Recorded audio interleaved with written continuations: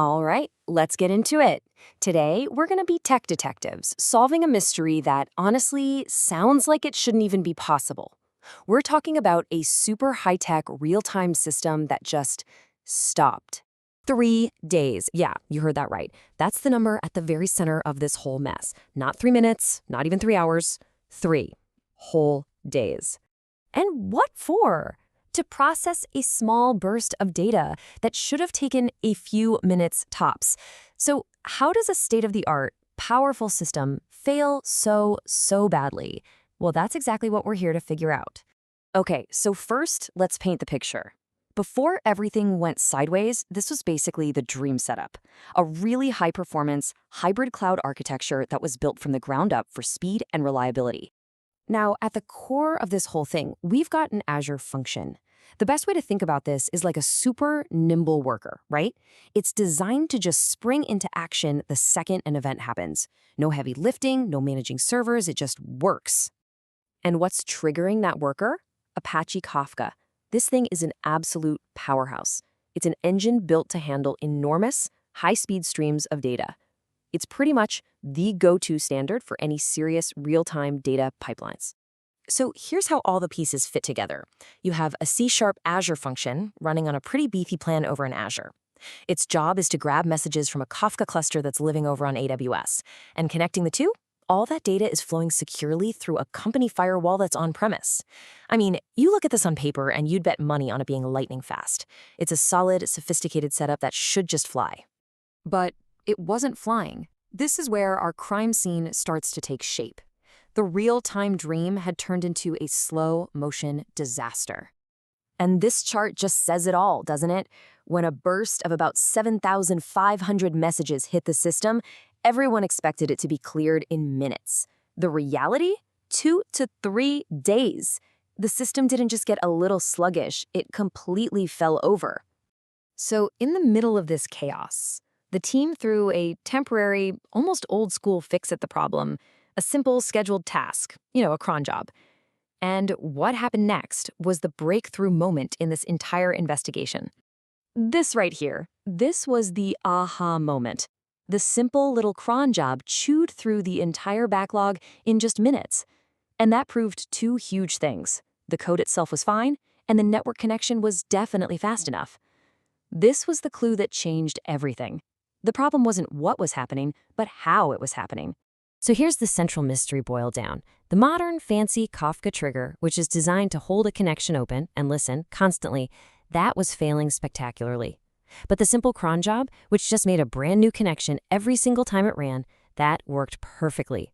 Why? This single clue pointed the investigation away from the code and straight toward the connection itself.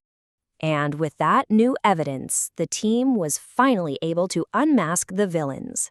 And it wasn't just one thing. It was 3 interconnected culprits, all working together in the shadows to bring the system to its knees. Okay, culprit number 1 was something called a rebalance storm. Imagine you're in a big conference call, right? And when it's your turn to speak, you take just a little too long to unmute. The meeting leader thinks you've dropped off and kicks you out. So you waste time rejoining only to get kicked out again the next time. That's exactly what was happening here.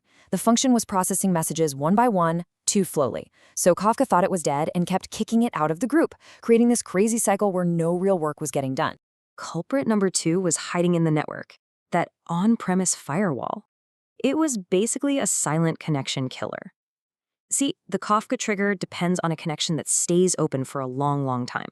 But the firewall had a rule. If a connection looks idle for too long, just drop it. So it was secretly cutting the line between the Azure function and Kafka and not telling anyone about it. And the final piece of this puzzle was scale controller blindness. In Azure, there's this manager called the scale controller. Its job is to see a big workload coming in and spin up more servers to help out. But because Kafka was on a different cloud behind that firewall, the scale controller was completely blind. It had no way of seeing the massive backlog of 7,500 messages piling up.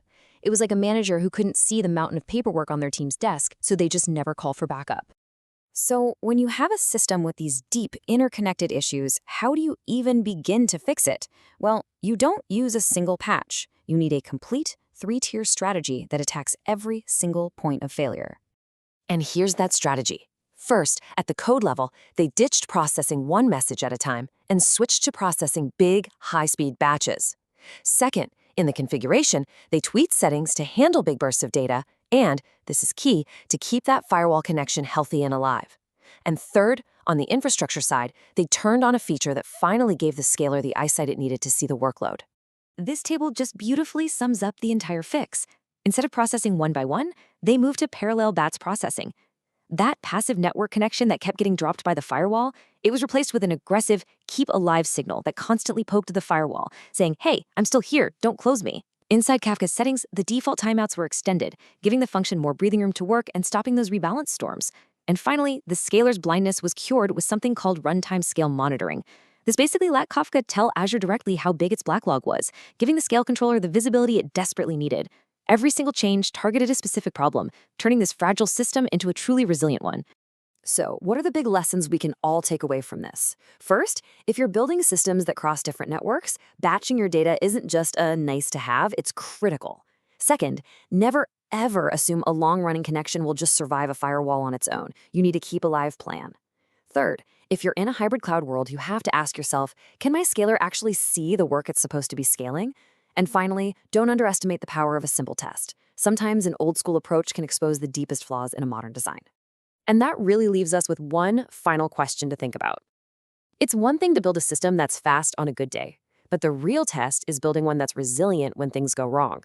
So it makes you wonder, what silent killers might be hiding in your own architecture, just waiting for the perfect storm?